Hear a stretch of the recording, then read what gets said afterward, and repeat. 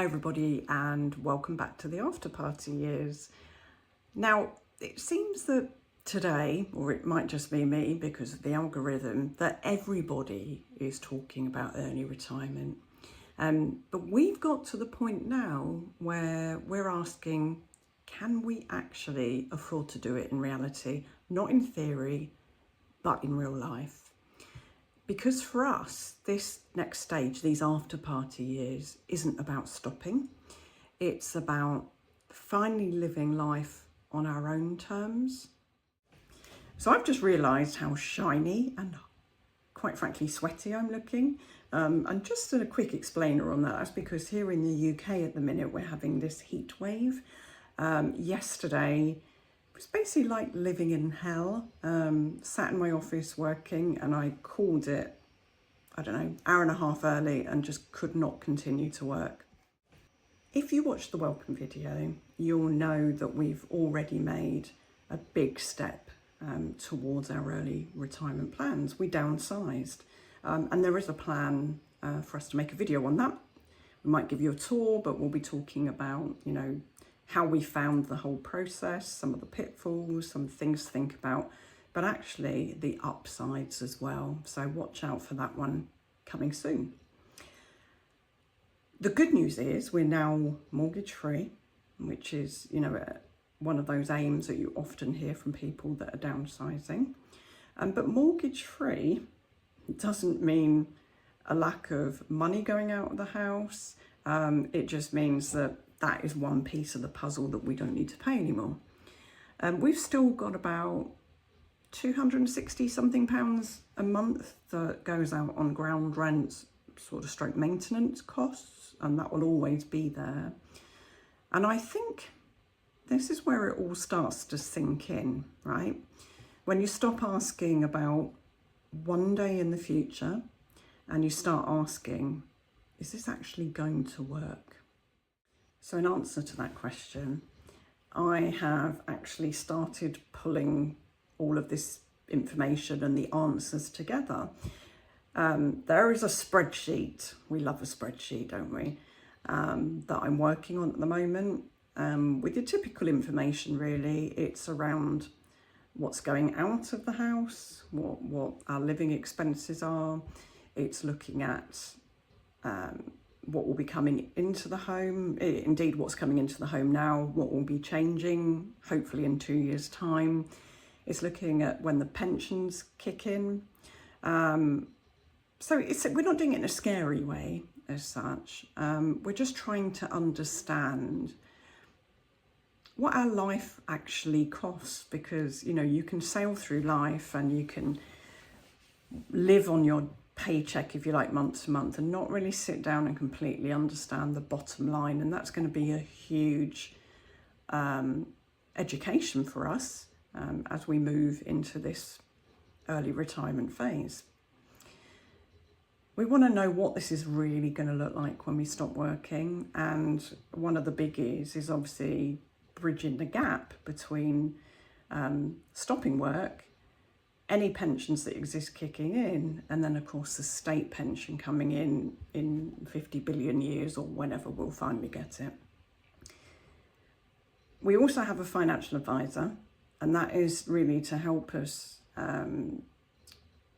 with the planning and just to sense check things. I am not great with numbers, but I feel like I want to, properly understand it for myself, because at the end of the day, whilst it is about the numbers and it is about the bottom line, it's our life. So on the income side, it's like a big jigsaw puzzle. There's lots of pieces to put together. I've actually got 3 small defined benefit pensions.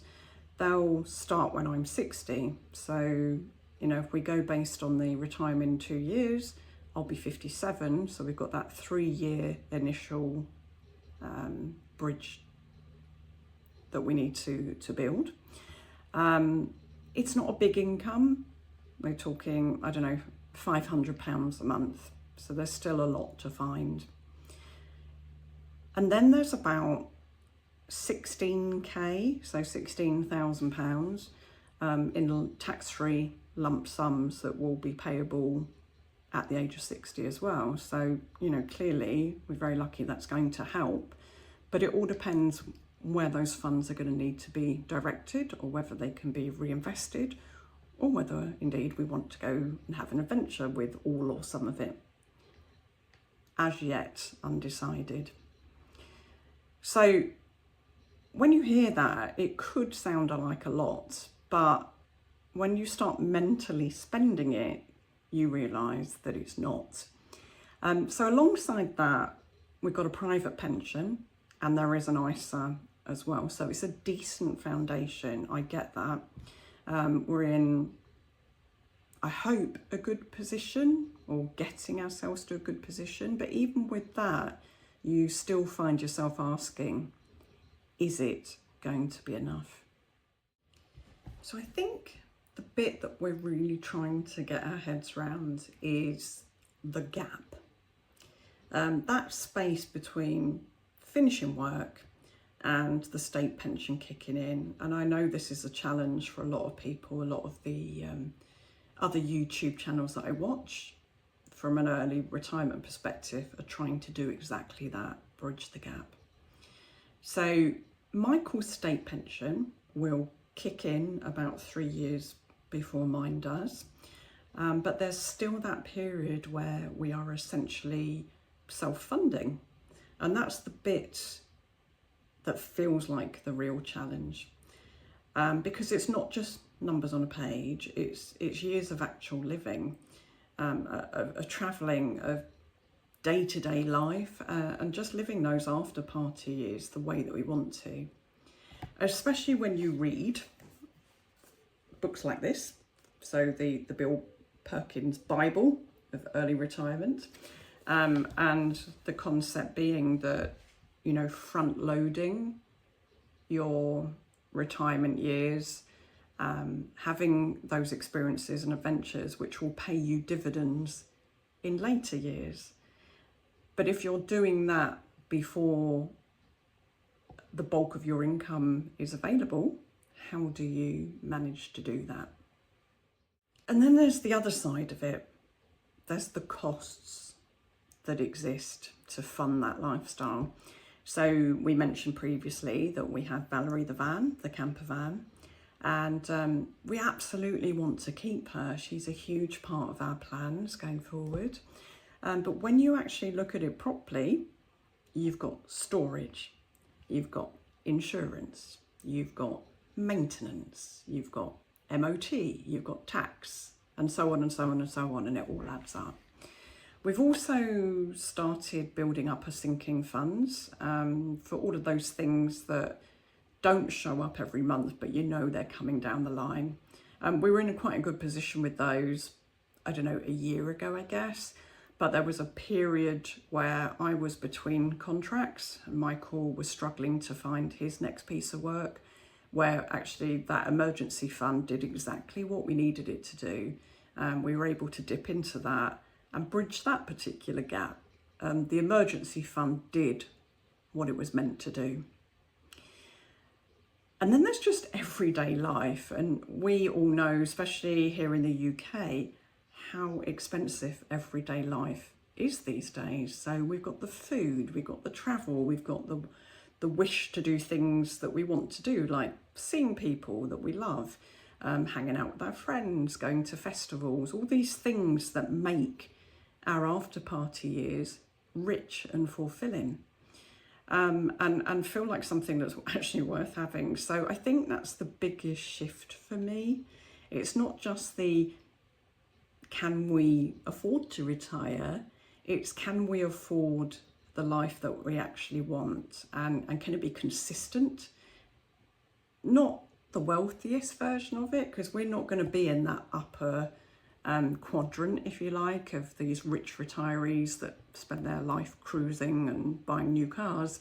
It's not going to be like that for us, and we know that. But we want to feel free, and we want to not constantly be thinking about money. Because when I look at the numbers today, it's close, right? It feels close. It feels doable, I hope. But it's also clear that there are still some moving parts.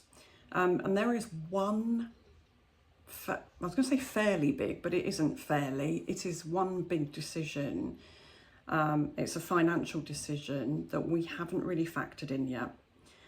Not just financially, but there's an emotional aspect to that too. So in the next video, I'm going to talk about that properly, because it's one of those decisions that could change things quite a bit. But for now, this is where we are.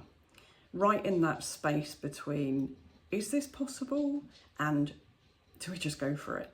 You know, these after party years, we're just figuring them out as we go.